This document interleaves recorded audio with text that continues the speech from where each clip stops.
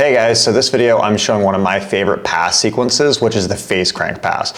So the knee cut pass is one of the most common passes in jiu-jitsu, but guys who are really strong sometimes can roll you over or off balance you. So the face crank allows you to stay postured up and lean all of your body weight on their head and forces them to give you the pass. So I'm gonna go through my favorite details for applying this. And if you guys like the content, as always, you can help support the channel by liking and leaving a comment. So first we need to get into the position to do the face crank. So really anytime you're in a knee cut position and your opponent has like latched onto your foot like this, like where you're past your body like this, is really where we're gonna start working this position. And you can get here multiple ways. We can get here if I have the top pant grip here and I drop my shin on his thigh, I pin him here, I grab the lapel or the sleeve here, and now I start pressing this leg behind me and he kind of latches in. I could end up here this way. I could end up here doing like a lapel and bottom pant grip. I kind of split the legs and come in into the knee cut position and he latches in on the thigh. I could be in De La Hiva and go for a knee cut and he gets in here. Just in general, you could be in half guard and then your opponent underhooks and comes up in, and this is a position that's gonna happen all the time. So the first thing to do to start working the face crank is we have to get our opponent flat first. If I try to persist on the pass while he's on his side, especially if he has like an underhook or a single leg grip, I'm risking him coming up on his elbow and now trying to single leg me or do something from here, right? What we wanna do is center him up, and there's a few different tools we can use for this. So one of the first ones I always like to do, you can go around this side a little bit, right, is I like to grab like the back material here, right? If I just grab this and I can make my arm straight as a board, I can lean on it. It's like a hand post just on the fabric, right? So now as he tries to come up into me, come up on your elbow, you see it puts a lot of weight on him. It's very hard to come up, right? So this is an excellent one. Sometimes you can even do the hip as well, but I usually just like the fabric. It's really easy to grab. Make sure you don't grab too low because you don't get the pressure. You want to be up a little bit higher here like this. So I get a nice pressure here. So come back this side. The other really nice tool here, once I lean on this a little bit here, I'm gonna start putting my knee on his stomach and I look for this sleeve. Once I get this sleeve, now this hand can come back to the shoulder and start making grip changes, because when I hold this sleeve and I have the knee in the stomach, now he can't come up. So you start turning in. See, he needs this on the floor to come up on his elbow, right? But if I have this here, so you come up on your elbow, there's just no way, right? So now I start using the knee, and I actually like to put it a little bit higher on the chest. A, because it's uncomfortable. B, I want to pin his shoulder blades. So sometimes if I'm just on his stomach, he can still move a bit. But when I get my knee, high up on the chest, it pins his shoulder blades to the mat and makes movement way harder. From here, once he's flat, now I'm gonna start digging this collar grip. I actually don't wanna go too deep on the collar because it's hard to get the face crank, right? I just wanna get in a little bit loose here, and I don't squeeze with my grip yet until I get my forearm across the face. So I come in here, I get the forearm across the face, and now I make a grip, and now I'm already starting to turn his head, right? So I'm already starting to turn the head. So from here, now I start dropping my knee towards the floor, this pocket right here, you see this, right? So now my forearm turns his jaw the other way, and now I can either post my hand or pull up on the sleeve and lean through, and that's gonna turn and make him give me the pass, right?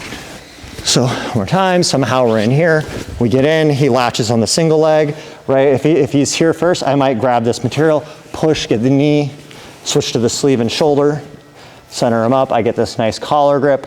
Now I start to turn the head. I don't like to use the neck. You can do it sometimes, but guys are so strong they'll turn in and it can be hard to get the choke.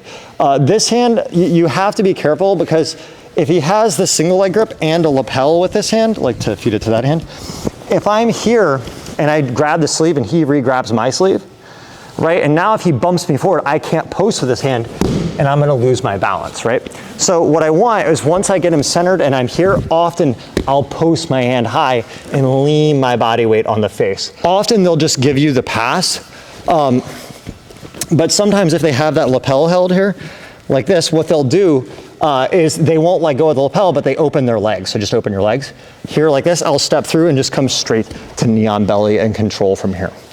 So one more sequence that's really useful here, you go around the other side, is sometimes when I enter, my opponent's gonna bear hug my back, right? And if it's really quick and I don't have time to do this, a lot of times what I'll do is I control this back pant leg here, right? So I control this back pant leg here. So now as he tries to come up into a single leg, come up all the way up, Right, see here, like this prevents him from being able to stand because he needs to put that on the floor to be able to stand up, right? So I just elevate this really high, and now I turn that knee back in to push him down. From here, I can start progressing to center him up again. I'm gonna look for the cross collar grip, and again, I start to post the hand, turn the head, and finish the pass. So now I'm gonna narrate me sparring from the position. If there's any details or sequences you guys like, leave a comment and let me know if you'd like to see it covered in future videos. Thanks a lot. All right, so we're starting off with a competition clip here. Actually, I think this is my first time competing at Black Belt Worlds. I think it's 2014 maybe. So here I have a pant grip. I shoot an underhook from De La Riva to go for a knee cut. He tries to get underneath me and I backstep out. So I come in again to De La Riva. This time I do the knee cut with a cross collar grip. I already have it there. I shoot my knee in. So we start from the De La Riva, but you see once I get in deep enough here, it's gonna turn into the same face crank type situation we did before. So now I have the cross collar, he's still holding the pant leg. I'm setting my cross collar grip deeper there with my left hand. He's now bailed on the pant grip. The ref is in the way for a minute here.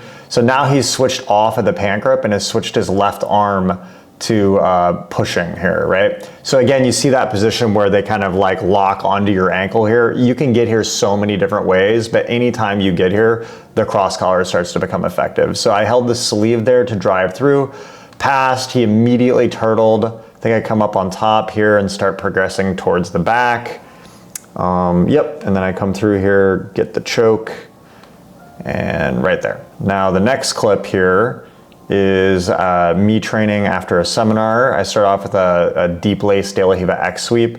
I enter for a cut, he transitions to De La Riva, so again, he's got the collar.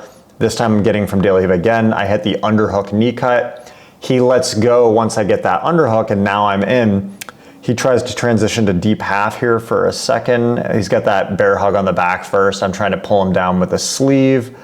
And then I think the deep half's coming up here in a second. Yeah, so I sprawl out to get my leg out of it and I come back up. So now I'm using that grip on the back here I talked about for a second, just to center him. And once I center him with my knee, now I switch my right hand to the cross collar. So now I'm starting to shoot that knee in again with the cross collar, and he lets go of the ankle. And now he's framing, and it's just, you know, using that sleeve to help center up here. This time, I don't think my grip is as deep on the collar, so I use my forearm on the chest. I transition to knee on belly. Sometimes when you come through, it's easier to switch to knee on belly first. So then I go for the choke, and this time I actually feed my foot back into the half guard, because sometimes for doing the choke, it locks them in position to get the choke here, right? If you stay in knee on belly, they can turn away from the choke, but when you're in like that, yeah, there I get the finish. So now we're starting again in De La Riva. He's got my sleeve. I loop this to break it. I'm pushing up on that De La Riva leg to stop him from deep lacing. Push that leg through, sit down, and again, he transitions this time to the single leg grip. Now I'm using that like gi skirt to kind of center him up. And you can see here, I'm always trying to center up first before I go for the finish. So now here, I keep pushing him. Yep, now I get the deep collar grip. He tries to switch back to De La Riva, but once I get that grip, I can just pull him in, and he succeeds the pass really quick here on this one. And I think I get it from, yep, the collar choke from half there. And so this is a clip from competing back in Munich a long time ago. So this guy has a super flexible guard, and this sequence can be annoying. He lassos that foot to my hip there. So often when that happens, I step my right leg really wide into the crook of his knee to knock that off the hip, and then I recut. So now once I'm in deep, I've cleared the legs, he can't lasso. But this particular guy was really flexible. So here's another sequence. Yeah, I get in, and I really turn his head hard on this one, but he just keeps holding the grip, and it's very hard to get a finish when they're hyper flexible sometimes.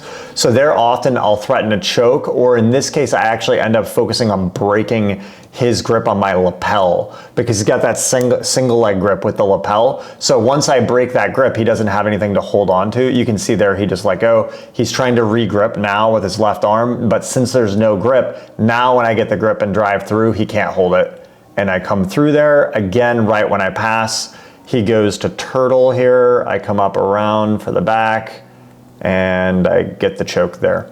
So yeah, this is a really great passing sequence, and no matter what knee cut entrance you're using, it's really worth investing in having this as a finish.